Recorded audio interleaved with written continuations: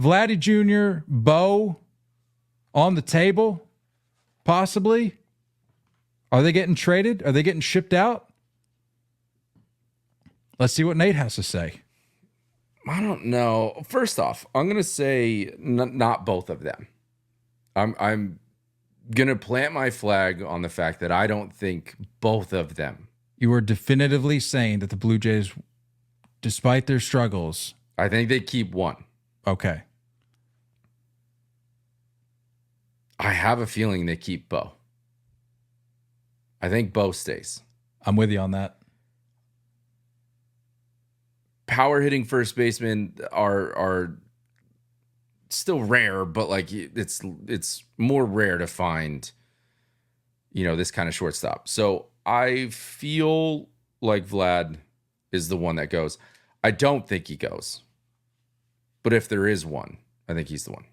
Do you think there's like a frustration brewing amongst the Blue Jays organization, specifically maybe with like the front office, and maybe the whole reason this conversation is being brought up anyway is they're like, dude, like, come on, man. You've been a part of this picture for a while now. We've been waiting. And not to say that like he hasn't produced, but like there has to be a little bit of disappointment, I would think, on behalf of the front office and maybe even fans alike, that they're like, this what that we're not getting like we're still wanting for more, essentially. Like that we haven't quite gotten, and I hate to keep beating us in the ground, but like we haven't gotten that movie yet from Vladdy Jr. And it's maybe causing a little bit of division amongst the organization. I genuinely think it's a lack of maturity. Like I'm kind of ready to be like, who are you when 100% of your focus is being better at baseball? You know what I'm saying? Like, when are we going to see like he's got to trim down. And I know he's shown up to camp, a few different times in his career so far that he's like, hey, he's slimmer than he was last year. He's got to slim down. He's got to get better at first base. And I'm waiting to see, like, when are you going to get over this hump of, like, I'm ready to be a Hall of Famer? And there's so much, and I don't know if it has to do with the Blue Jays organization or their clubhouse or their roster, but there is, like, this, like, unearned swagger, chip on your shoulder chirping that they all do. And we've talked about, like, that's one of our issues with Manoah. It's like, what have you done to talk this way? What have you done to walk this way? Like, show me more. And are you getting this treatment if your name isn't Junior? You know what I'm saying? Like, how much of this still is acceptable if you're a different name? He gets under my skin, and that's a biased thing, of course. Like, sure. I can't stand the Blue Jays; they drive me insane.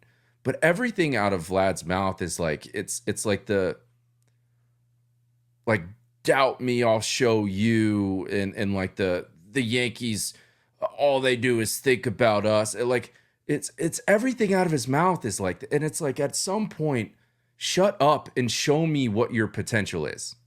So you're not referencing anything like as like because I don't think Vladdy's made headlines for anything soundbite wise as of late. You're saying more generally, like big picture. It's just picture, been like it's just since we've seen him, something that's developed. Yeah, since he's been here, and it's like this. I don't know. You haven't earned it yet. So you think he's the one that's gonna go? Tell me where you see him going. I looked through different places, and there was I think an article that came out on Bleacher Report of like the top 10 landing spots. Here's some spots where I eliminated that were on that list: the Royals and the Astros. I got rid of those guys. Only one, and I know this isn't like the end all be all, but they only have one top 100 ranked prospect. So I don't think there's enough I think the Blue Jays asking price is going to be pretty high. So I'm going to eliminate those guys. I'm going to eliminate the Guardians. Plenty of top ranked guys, but they have Kyle Manzardo, who is like a true pure hitter. We saw him in spring training, lefty, and I think they're really high on him. I think he's probably going to be up this year. Or he's up already. I think he's gotten some ABs already. He's going to settle in. I got rid of the Giants. They have a young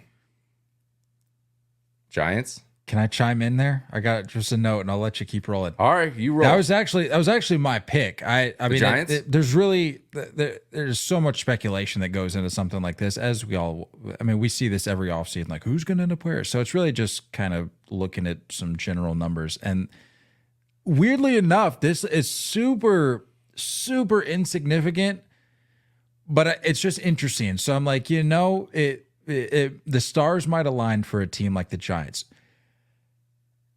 Oracle Park. It's the smallest sample size of any ballpark in Major League Baseball for Vladdy Jr. He has 7 ABs in Oracle Park.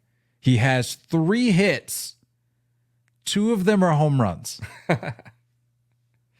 Yeah. And then you combine that with the fact that Vladdy Jr. isn't an elite name star that the Giants seemingly miss out on every year. Yeah. He's a tier down, or some would maybe even argue 2 tiers down. I would say 1 tier down. When he's playing his best ball, I would say he's a tier down. Right there in that wheelhouse. And I think right now the only thing they're really working with is Lamont Wade Jr. Yeah, there at first. So who transitioned from the outfield to first base? It's not even like that was his home. I agree.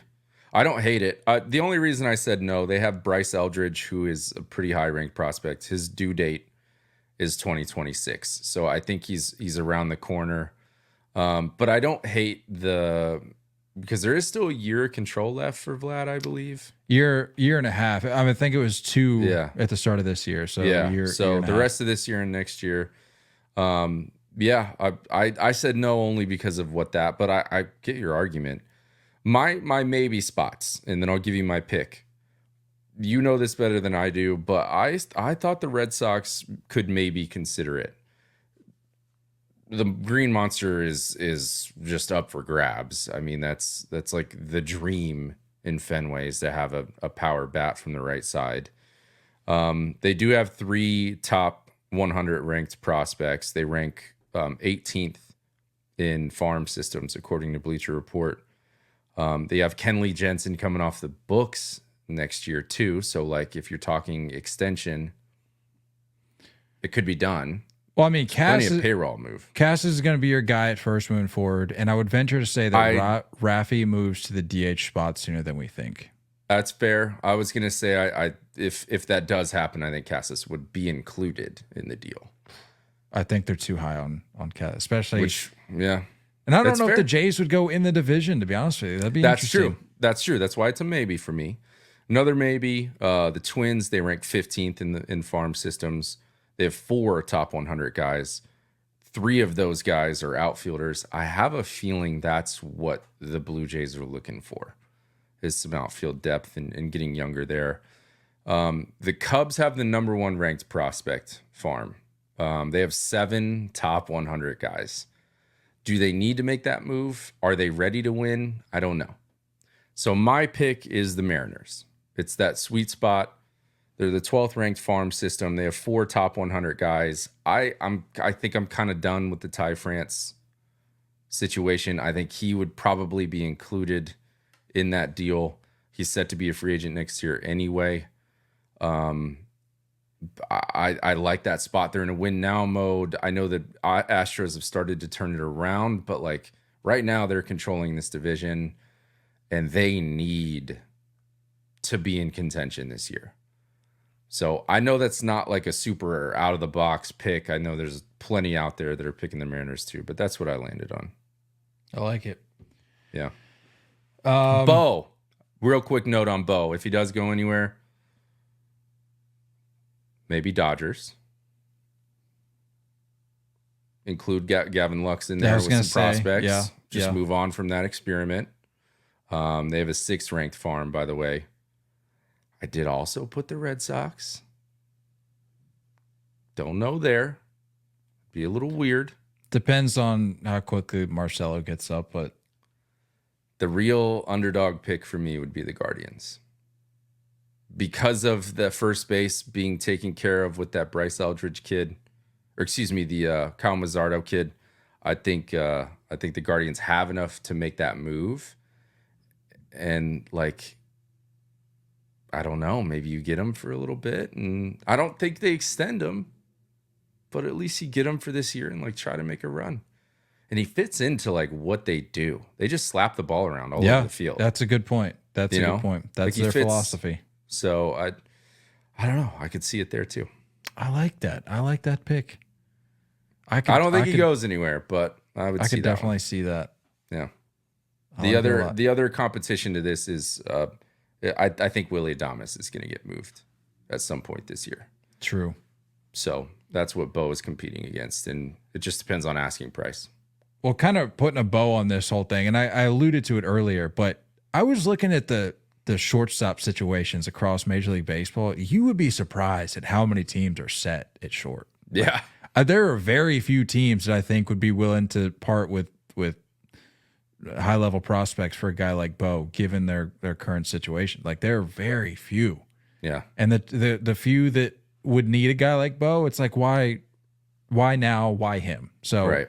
It's especially small when, and again, for both of these names, it's got to be almost a compete now. Right. And almost a payroll that be willing to try and extend. And it really narrows it down. The market's not that big, that means that's why I don't think they're going anywhere. I don't think the Blue Jays are going to budge on their asking price, and the market isn't as big for Bo, a little bigger for Vlad, but yeah. I mean, who knows? Maybe the Tigers just say, screw it, cut ties with Javi and that'd be legit. Go get Bo. I mean, because they're kind of right there in the mix. Who knows? Well, we'll see. I like your pick of the Guardians a little better. I think that makes a little more sense.